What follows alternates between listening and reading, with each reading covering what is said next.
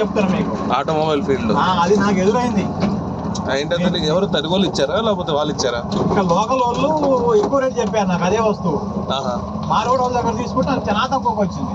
ఇప్పుడు మరి మార్వాడి వాళ్ళ దగ్గర అంటే మరి ఇప్పుడు వాళ్ళు మెషిన్లు సరిగ్గా ఇయ్యరు, నాణ్యత ఉండదు అంటున్నారు కదన్న. లేదు నేను వేయించాగా మంచిగా ఉందా?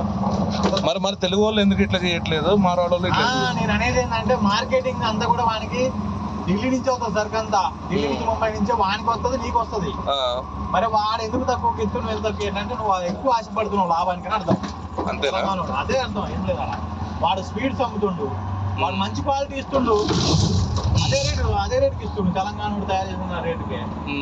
మళ్ళీ నిన్నయాల మెడిసిన్ ఫీల్డ్ దిగిండు నిన్నయాల.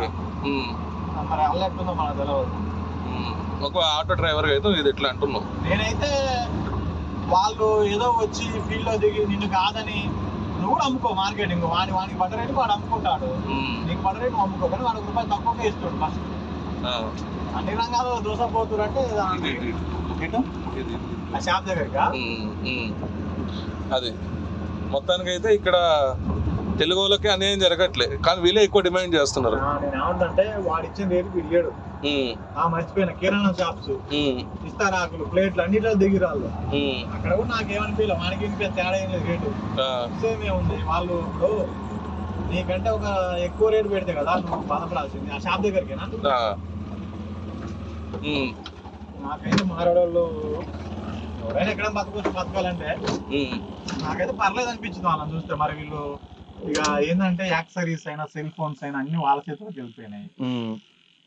ఎక్కడైనా ఖమ్మమైనా ఎక్కడైనా అంటే వాళ్ళ దగ్గరనే మనం కొనాలి మార్జిన్ తోటి.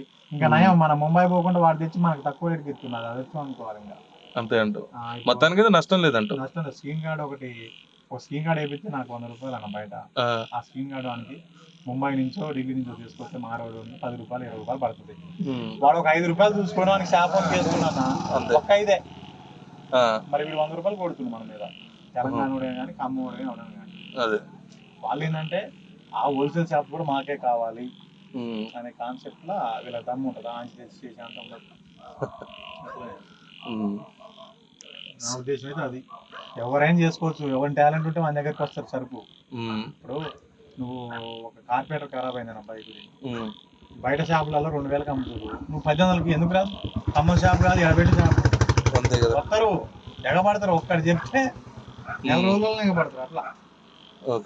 కానీ నువ్వు ఎక్కువ ఆశపడుతున్నావు, అది కరెక్ట్ కాదు.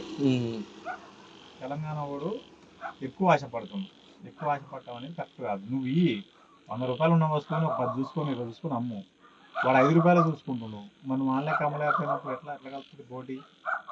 దానికి వాళ్ళు మారవాళ్ళు అన్ని రంగాల దూసపోతురు. తెలంగాణ మొత్తం మార్వాడి మయం అయిపోయిందంటే అయిపోద్దా? మరి ఆంధ్రుడు మొత్తం ఆక్రమించి హైదరాబాద్ మొత్తం అన్ని కంపెనీలు ఆన్ చేస్తున్నాయి. మరి అది బ్యాక్ చేయమని అది చేస్తారు ఏమని వాళ్ళు. లక్షల మంది ఉద్యోగస్తులు బతుకుతారు వాళ్ళ కంపెనీలో. మరి అవి కూడా బయటికి తీసుకున్నాం వాళ్ళు నిలబడడం దమ్ముంటే యాడికాడ కత్తులు పెట్టి మేకాయలు కొట్టిస్తారు వాడు. సరే అన్న.